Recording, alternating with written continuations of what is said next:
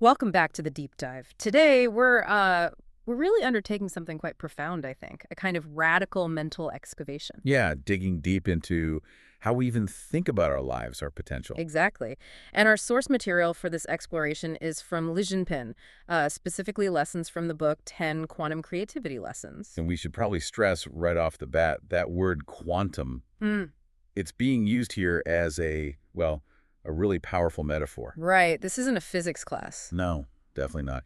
It's more about, non-linear thinking, fundamental shifts, changing the whole paradigm of how you approach designing your life. Absolutely. And the core idea, the real heart of it, is that genuine creativity isn't just like organizing your desk better or brainstorming. It's what the author calls a wisdom of abandonment. Which sounds dramatic, but it makes sense. It's about consciously letting go. Letting go of those constraints, the need for everything to be perfectly rational, all the labels we use, the things that keep you feeling kind of boxed in. And think about why that's so relevant now. Mm. We're just flooded with information, aren't we? Constantly. Standardized answers, opinions everywhere. And the danger there is you just become a passive consumer. You end up living a life built on, someone else's blueprint. So the mission, really, for us today is to explore how you can shift. Shift from just taking in information. To becoming the source, the original source of your own unique reality, your own life. Okay, so where do we start this journey? The book points to one of the first big hurdles, ditching the labels, getting out of that cage of dualism. Yeah, that's lesson one. And it's such a sharp critique of how we tend to process everything around us. The author uses this great metaphor, sitting in a well looking at the sky. I like that. It paints a picture. It really does. We take this huge, complex, messy world. And we try to stuff it into this tiny little box, using our labels, our prejudices, often without even realizing we're doing it. And that labeling habit, it forces us into dualistic thinking. Everything has to be one thing or the other. Good or bad, yes or no, right, wrong, black, white. But the world, Yeah. reality, that's rarely that neat. Is it? Usually much more nuanced. So how do we break free? How does the book suggest we get past that binary trap? The goal, it says, is to try and see things, objects, situations, people, in their original state, raw, unlabeled. Okay. And there's this anecdote the author uses related to a film called Scream of the Ants. It followed two observers traveling through India, both filming what they Oh, saw. yeah, I remember reading about this. One observer, they consistently captured the vibrant beauty, the flowers, incredible scenery. The picture postcard stuff. Exactly. Mm. But the other observer, they focused on the harsher realities, the garbage on the streets, the kids living rough. And the point is, India isn't just one of those things. Precisely. It's both. It's Mm. all of it mixed together, the beauty and the struggle. Right. If you only look for what you've pre-labeled good or beautiful, you miss the whole truth, the bigger picture. That really lands. And applying that to our own lives, Yeah. the takeaway is stop being a beggar of existing answers. A beggar. That's strong language. It is. But think about it. If you're planning a trip, say, to Paris, and your friend gives you this perfect laminated itinerary, Tells you exactly where to go, what to love, how to feel. you basically lose the chance for your Paris. Yeah. Your own unique, maybe messy, unlabeled experience. You're letting their labels dictate your reality.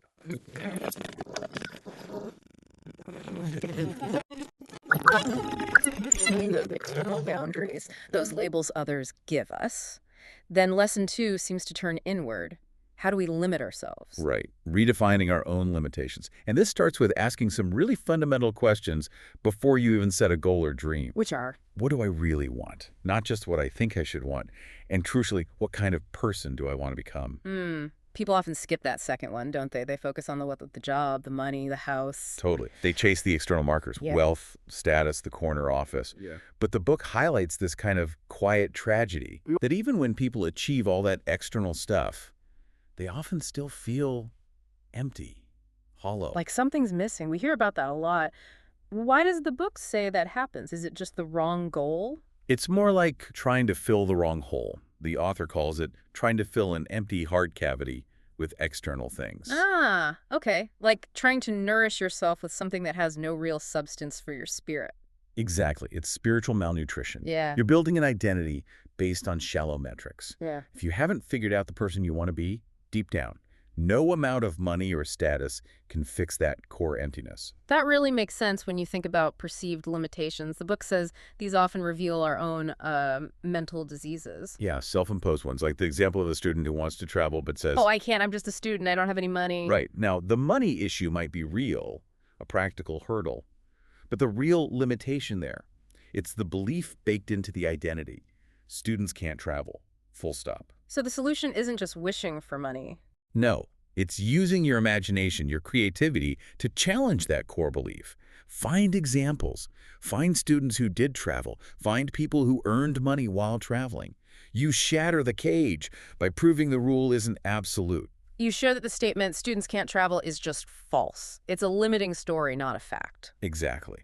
And that leads to this deeper point the book makes about travel itself. Yeah. It's not really about how many miles you cover. You can go around the world and see nothing new if your mindset is closed off. Right. The author quotes Emerson here. We travel the world to find something, but we must carry it with us or we will not find it. Meaning the novelty, the discovery, it's something you bring to the experience, not something the place just gives you. Precisely. Novelty is an inside job. Think about Xavier de Maistre, Yeah. the guy who was confined to his room. And wrote Journey Around My Room. Yes, he explored his own small space with such intense curiosity, such a fresh perspective, that he found entire worlds just within those four walls. So travel is a mindset. It's about curiosity, seeing the familiar with new eyes, not just ticking destinations off a list. Couldn't have said it better. Okay, so we've looked at external labels and internal limitations. Now let's get into concept 3. Embracing this idea of a radiating parallel life. This sounds intriguing, maybe the most quantum idea yet. It definitely pushes us. It asks us to reject that single-track thinking we often learn in school. You mean the multiple choice test mentality? Yeah. Choose A or B. Kick one path. Exactly. The book argues that real life, a truly creative life, isn't about subtraction like that. It's addition. So not A or B. But finding a way for A and B to coexist, maybe even merge, that's how you open up these radiating parallel lives. Okay, parallel lives. This is where the book brings in ideas like parallel worlds and even the movie Inception, right? It does, as metaphors again. Yeah. The idea is that our imagination, our creativity, can act like, well, like wormholes To where? to other versions of ourselves, maybe, to our potential, to the experiences of our completed selves, the U.S. that has already figured things out. Okay, that sounds cool, but maybe a little abstract. How do you actually build one of these wormholes? It's not like flicking a switch.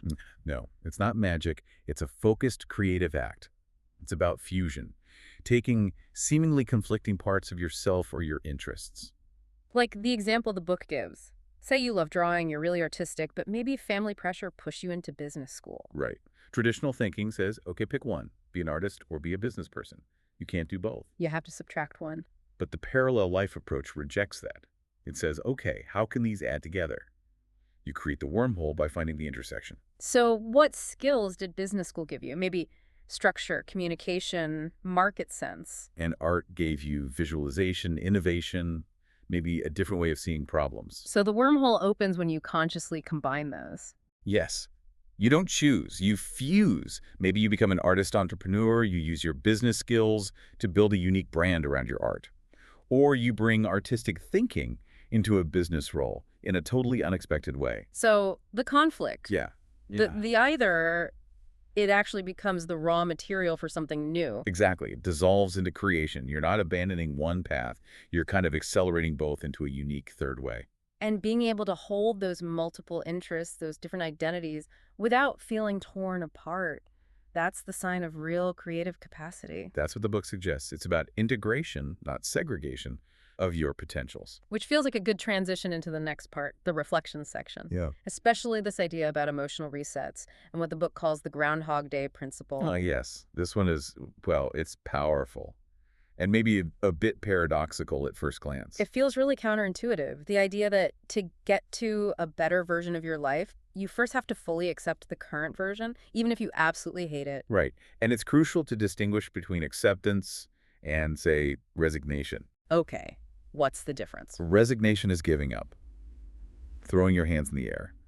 Acceptance in this sense is more like radically acknowledging reality, saying, okay, this is the situation right now, this is the playing field. And instead of fighting the field, you commit to playing on it. playing on it with maximum energy, maximum integrity within the current rules. The movie Groundhog Day is the perfect illustration.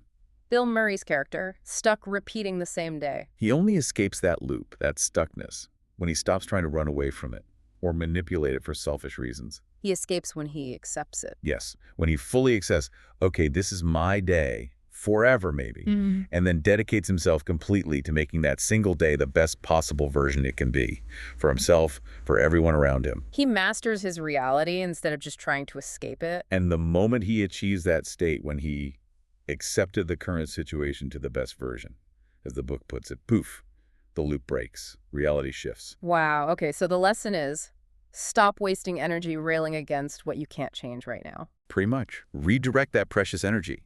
Focus it like a laser on maximizing what you can influence, what you can improve, right here, right now, within whatever constraints you face. The book uses Nick Vujicic as an example here, doesn't it? Born without limbs. A profound example. If his focus had been solely on the impossibility of growing arms and legs, well, where would that lead? Nowhere. Just despair, probably. Right. Instead, he accepted his reality and channeled his energy into self-realization, into finding unique ways to live, connect, inspire. His limitation, paradoxically, became a unique platform. That kind of shift, it requires perspective, doesn't it? Seeing things from a different angle. A much higher vantage point, often. And that ties beautifully into the final key lesson we wanted to touch on, connecting with your future self. Okay. So the idea is, if you're feeling completely stuck right now, Like you're lost in the woods, can't see the path. the fastest way out is to imagine yourself already out, to look back from your desired future point. Exactly. Yeah. Look from the high ground of the future, where the problem is already solved, back down to where you are now, in the present. Why does that work? Why does that perspective shift seem so immediate? Because from that future perspective, the path you needed to take is often blindingly obvious. It's like looking at a maze from above versus being inside it. Your current self is too close, too caught up in the weeds. The future self has the map. So how do we actually connect? It sounds great, but how do you make it tangible? The book suggests a really powerful exercise. You actively imagine that future you, the one who's successfully navigated this challenge, who's living that fulfilled life you envision. And then? You ask that future self for help, for advice, for counsel. Like literally talk to them. Could be. Or through journaling from their perspective. What would future you tell current you? What steps did they take? What mindset did they adopt? You can even write down the core identity, the daily habits of that successful future person. Maybe draw up a contract with yourself about adopting those habits now. So it's not just daydreaming. It's like psychological reverse engineering. That's a great way to put it. By mentally inhabiting that future success, you tap into potential you didn't know you had.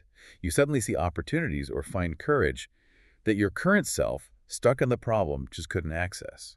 The book mentioned an artist who used this to overcome depression, connecting with their healed future self. Yes, that future self provided the roadmap, the belief, and maybe that crucial bit of emotional distance from the immediate crisis. It gives you a guide. A guide who is ultimately you, your own highest potential showing you the way. It dissolves that feeling of being trapped and alone. Okay, so wrapping all this up, these lessons we've explored, what's the big takeaway if we synthesize this deep dive? I think the overarching message, the real mission, is a call to stop being passive in your own life. Stop being just a recipient or, like the book said, a beggar for answers. Exactly. Be the upstream of knowledge, as the source puts it. Be the creator, the intentional designer of your own reality. Don't wait for permission or validation. Own your narrative. Own your narrative. And see everything as potential fuel. The creative cycle isn't just about having ideas. It's about transforming experience art you see, things you read, stuff you observe, into active creation. So everything becomes inspiration. Nothing is wasted. Right. You become the constant originator, not just the endpoint of information. If you're always looking for a checklist or waiting for someone else's opinion to tell you what to do next, you're essentially handing over the keys, aren't you? You really are, handing over control of your own potential. True creativity, in this quantum sense, means taking full, radical responsibility for defining your life, your truth. Okay, so a final thought to leave everyone with, something provocative from the source. There's this fascinating little note in the book about time. Oh. It suggests that how fast time feels like it's flowing actually depends on how fast you are moving. creatively speaking. Wait, how does that work? If you're moving fast, constantly creating, constantly generating unique output, focusing your energy, time seems to stretch. It slows down. So that feeling of, wow, where did the year go? That might be reversed. If you're filling time with meaningful, original action, deeply personal creation, maybe a year feels incredibly rich and long because you filled it, rather than just watching it fly by passively. That's quite a thought. So if we connect that to everything else, Yep. imagine the kind of life you could build. If your personal velocity is always accelerating creative action. What becomes possible then? What indeed? So the question for you listening is, what single unique creation, free from old labels or supposed limitations, will you begin today?